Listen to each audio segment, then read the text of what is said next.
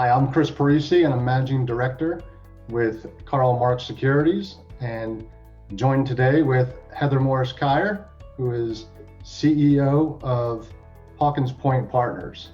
I'll introduce Heather in a second, but I do want to let everyone know that Heather is the CEO of an IT consulting firm based in the life sciences that Karl Marx Securities sold earlier this year. So with that, Heather, why don't you tell us a little bit about who you are, and then we can jump into some questions. Sure. So we're actually a business and technology consulting firm dedicated to the life sciences greater Boston market space. We started our firm 9 years ago, and with 3 co-founders, and we grew the firm to about 115 people when we met Chris last summer. Great. All right, so why don't we just jump right in then? So we did meet last summer. We met over Zoom. Yet to meet face to face, but we're going to make that happen this summer. Yep. That's right. But let's dial back to last July when we first met. And can you talk a little bit about how you came to the decision to sell the company? What gave you clarity in making that decision? And maybe, obviously, economics always play a factor, but maybe you want to talk a little bit about what, in addition to economics, led you to the decision to sell. Sure. Honestly, when we launched Hawkins Point, we did not do so with the goal of selling. It was more about quality of life. However, as with all things in life, time and perspective, and certainly a pandemic, can change how you think about your future. But with that said, when we first considered the idea of a sale, we knew we couldn't do so unless we could preserve our culture and partner with a firm who shared our mission of creating a great experience for our colleagues and our clients, which is actually our mission statement. So when we first even entertained the thought of selling our firm, from day one, we agreed that if we couldn't identify a potential buyer who shared our core values, we'd absolutely not move forward, despite economic outcomes and temptations. So we struggled, but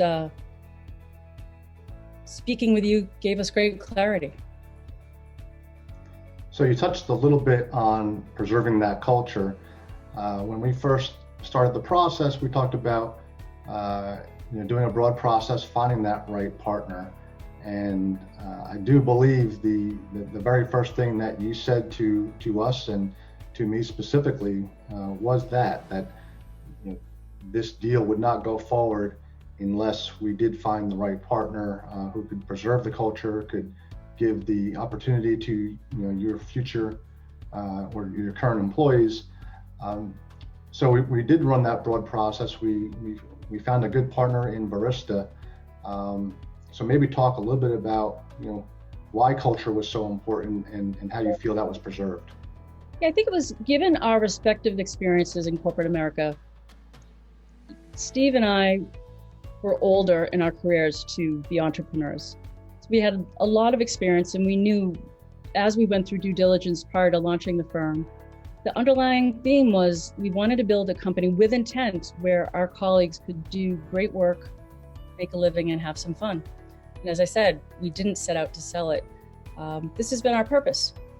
And Chris, you mentioned, and I'm sure you remember, our first call where we spent the entire first hour lecturing you about our commitment to culture and our unwillingness to consider any buyer who didn't share our vision. I remember all the calls and all the lectures. So, but in all sincerity, the reason we chose to partner with Karl Marx, the reason we chose to partner with you, and I mean that, is that you took the time to listen, and you shared your belief that there was tremendous value in our business model, and that in your interpretation, in today's world, companies buy and value people, culture, compassion, diversity, inclusiveness, happiness. And as you shared, unlike in years past, they don't simply trade on EBITDA. So for us, that was extremely reassuring and gave Steve and I the courage to even consider going forward. And honestly, absent your authenticity and personal belief in our mission, we wouldn't be here today. I appreciate that, and you know, you guys make a wonderful partner for Barista, so it's a great outcome. So let me ask you a little bit about, you know, when after the lectures of how important culture was, you know, one of the other first things that we talked about was the go forward plan. And I think when we first spoke, it was, you know, listen, we'll stay on for a transition period, but you know, at the end of the day, we're going to hand the keys off, and you know, we will leave the opportunity with the next level of management at our company, but we'll move on. And somewhere in the middle of the process, I think you said, well, you know, what if I wanted to stay on and have a leadership role in the combined company? Maybe talk a little bit about, you know, how did you come to that decision? Because that was a pretty pivotal point in our transaction. Yeah, absolutely. And I remember that day, we were moving along in the process, and remember I texted you and I said, do you have a few minutes? I just need to chat. And so much of what you just described and the thinking I owe to you, because I remember your first thoughts, when I was having second thoughts, your first comment to me was, what are your plans for early retirement? And I told you I have none. And you very artfully and carefully, as you always do, shared that in your experience, entrepreneurs who don't have something to go to or plans for how they intend to spend their time in an effort to seek value and purpose beyond the care of the company that they built and sold often end up very unhappy. And for me personally, I realized that would be true. And our purpose has been our colleagues and our clients, and staying on became hugely important to me. And that's what I needed to hear. And I must tell you, now that we're 4 months into our journey, I know this is true. I'm thrilled to be part of the next chapter. And once again, my purpose is to ensure my colleagues and clients have a great experience in this new construct. But, you know, I fully appreciate, you know, those that have a primary motivation for selling their business and it's tied to the economic outcome. And it might make sense once the deal is closed to leave. However, for me, I think shepherding our business, guiding it, nurturing it as we join forces is a tremendous opportunity. Don't get me wrong, it's not always easy. You know, integration over the last 4 months, getting to know each other and getting to work with and know my CEO, who I adore. You know, if you align yourself with a firm like a Barista who shares your belief system, you can easily see past some of the bumpy points and envision a day when you come together as a force to be reckoned with, which we are and we will. Great, that's great. Well, this is a great segue into my next question, because now you've been through the process, you've 4 months into an integration, you know, so let's talk a little bit about what you've gleaned and maybe what you can, you know, talk to other owners who are thinking about selling their businesses.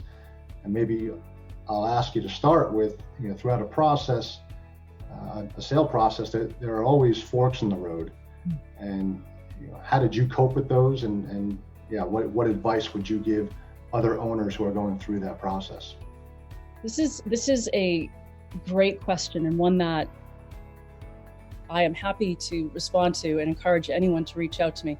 My advice is, do not go this alone. Oh my, you warned us from day one. In fact, every single event that happened along the way, you laid out for us on day one and told us what to expect. Thank goodness. You know, it made the twists and the turns far less emotional because they were there just as you predicted. So again, honestly, this is why we hired you. This is why we pay you. For those who've never sold their company, this process can be absolutely and will be daunting. I can't even imagine doing it on your own. We would have been over our head. We would have made terrible mistakes. And, you know, honestly, we never would have been able to negotiate the favorable terms for not only the founders, but our leadership team and our entire professional family. So don't do it on your don't do it on your own, honestly. Stay in your lane, do the things that you know best, and let experts guide you through likely what will be one of the most important transactions of your professional life. That's certainly advice that we would second. So maybe talk a little bit now about, you just kind of talked about the process and some of the aspects of getting through that process, but there's a huge emotional side of going through a process as well. This was your baby. This is something that you started from the ground up and turned it into a hugely successful business. So maybe you want to speak a little bit about, how you manage those emotions and how you come out the other side. Well, I think you and I know each other well enough, and I'm not emotional. I'm pretty calm. So I know that. All right, I'm and I would think where's Steve to chime in? Exactly, he's my yin and yang, right? But I think a lot of entrepreneurs, you are emotional because you invest so much of your energy. It's 24/7. And then, in all seriousness, my first piece of advice would be do not do it at the end of the year when, in addition to, as you warned us, Chris, you're going to have 2 jobs, which is selling and managing your business. You're also balancing year-end financials and next year business planning. And thank goodness, and this sounds horrible, but because of the pandemic, we weren't able to get together with family and friends, and I didn't have to buy gifts. Prior years, I think my head would have exploded. In all seriousness, prepare emotionally to be defensive, to be protective, prepare to be angry. When someone intends to invest in your firm, they have every right to kick the tires. And depending upon the buyers, and you warned us this from the very beginning, they might not fully appreciate your industry, nor your business model, one that you personally know like the back of your hand. And so they're going to ask questions at times that are seemingly offensive. However, with your guidance, we had appreciated in advance that this was all part of the process, and letting it consume us would be futile. So that's not to say that I always took your advice. There were times when you had to tell me, Heather, stand down. And I needed that. And at that point, I trusted you implicitly and knew that you always had our best interests in mind. Our best interest. And that meant even if the sale didn't happen. And that part of it, I always knew to be true, which in my opinion, given the hours and energy that your team invested in getting to know our business, always impressed me. You and your team share the same moral compass that we used years ago to guide the creation of our business: trust, honesty, authenticity. So thank you for keeping me unemotional through the process. Well, some of that emotion, I had a call to the front of the line when we needed it. So you did a great job of using it when it was warranted. We weaponized it when we needed to, right? That's right. Well, thank you for those words. And I can tell you that we were privileged at Karl Marx Securities to be your trusted advisor, and honored that you put the your future and the future of all your employees in our hands for the transaction. And with that, what type of advice or suggestions would you give other business owners when they're thinking about hiring an advisor? Sure. Well, first of all, your team. Big shout out to your 2 colleagues, Michael Gordon and Charlie Hill. As proud as I was of the data that we were initially able to provide you, Michael and Charlie dug in and made it even more meaningful. And within days of working with us, they were able to tell our story as well as anyone within our own firm. It's really fascinating. In fact, just so you know, some of the websites that are, some of the services that are detailed on our website today are the work that Charlie and Michael did. Phenomenal. So you took a very practical approach to digesting our business and translating it such that a larger audience could easily consume it. And then you're really good people. I adored working with you. And as you said, Hawkins Point is the only baby that Steve and I ever had together, and we built it. We needed to adore you. We needed to trust you. And all of you, your commitment to the client is palpable. And I knew you were available 24/7, literally. And you always had my back, and still do. In fact, just recently, I was looking for some data for a board meeting. Who knew I had to go to board meetings now? And within moments of my request, honestly, within moments, Charlie had it repurposed to fit my current requirements and in my inbox. So Charlie and Michael, with regard to your role, as I said earlier, and I say it all the time to anyone who will listen, I would never advise an entrepreneur to entertain selling their firm without a Chris, especially this Chris, at their side. Steve and I consider ourselves to be so fortunate that we were introduced to you. At the outset, you told us what to expect, how to position our firm, how to prepare and manage the many conversations that were ahead of us. And most importantly, you knew that, especially given our decision to stay on, it was important that you insulate us from any difficult conversations with that potential buyer when it came down to negotiations. And as it turned out, there were a couple of events near the end that could have derailed the closing, and literally within the 11th hour. But you stepped in, you gave us guidance, perspective, recommendations, and at that point, we knew to just sit back and trust you.